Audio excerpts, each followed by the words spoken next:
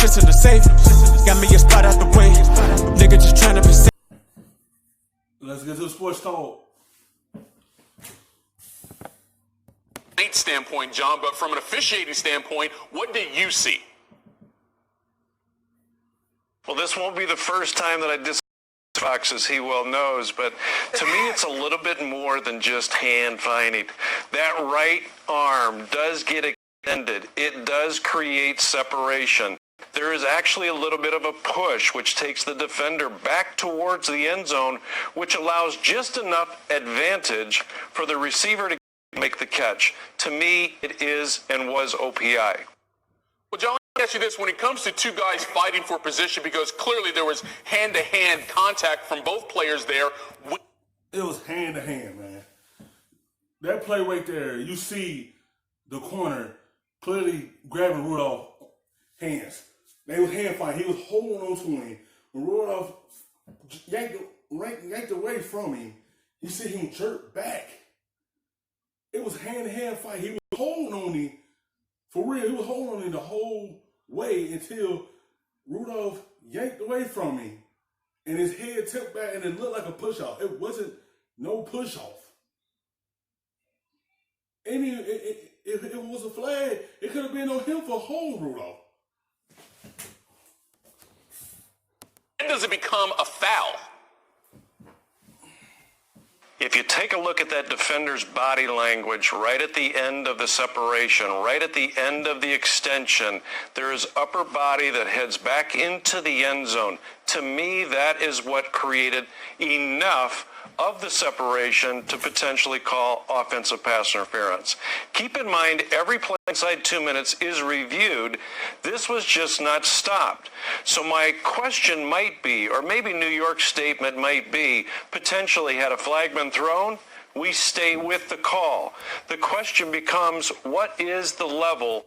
The level is, it wasn't enough there to say he pushed off of him. Like, if you see him pushing all the way back and he stumbled back, then you could call that. Rudolph just had his hand on him after he broke away from him, from holding him. And that could have been a flag on him for doing that. He didn't cause so much of an impact to make it seem like it was a push-off. He ain't do nothing like that. You ain't see the cornerback stumble. You see him still in the same place. The only thing he did is his head jerk back. That's the only reason you could say that was a push-off. Because his head jerked back, it could have been a flag on the Saints.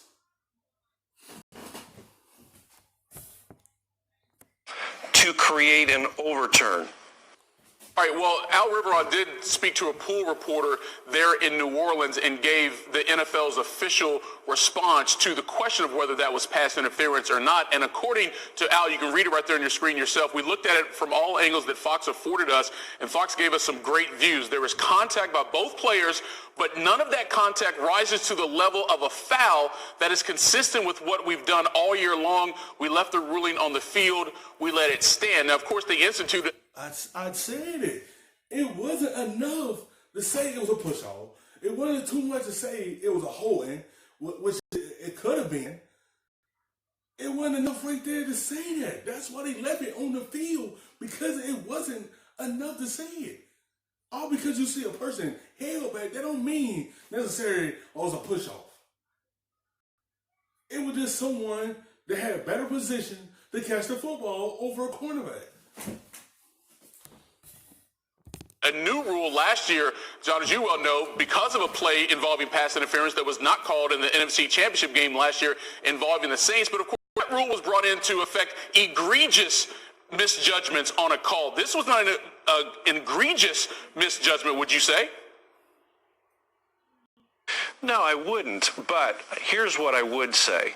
We've had a bar, a level that no one has really known what that consistent bar has been for 17 weeks. If we go back, I think it might be going back to as far as weeks 3 or 4. The last OPI that was potentially created might have even been Minnesota on a potential pick play. It's been that long since we've created an offensive pass interference foul in the National Football League. To me, I think we could have potentially stopped the game and created a... He wasn't about to stop it because it looked like a flop anyway. It don't look like anything, an impact to make him go all the way back. When you push off, they want to see is that player stumbling back so they can call it. It wasn't enough contact for them to say it's a push off.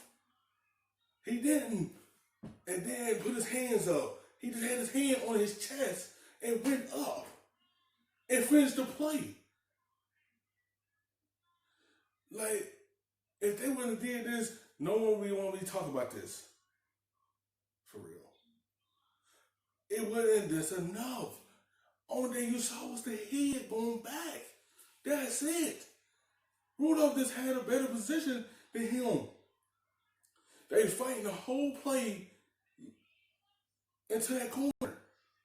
And once Rudolph got separation, he just ended the game for the Vikings. Reversal, created offensive pass interference for this specific play. I think emotions will be involved in how you see this play, but I think everyone can agree to one point that you did bring up there, John, is you want consistency, and I think everyone can say the NFL has lacked in that regard over a series of calls throughout the season. John Perry, join us here on SportsCenter. Appreciate it. Thanks for watching ESPN on YouTube. For more sports highlights... For the look, for the rub, nigga, I gotta be safe.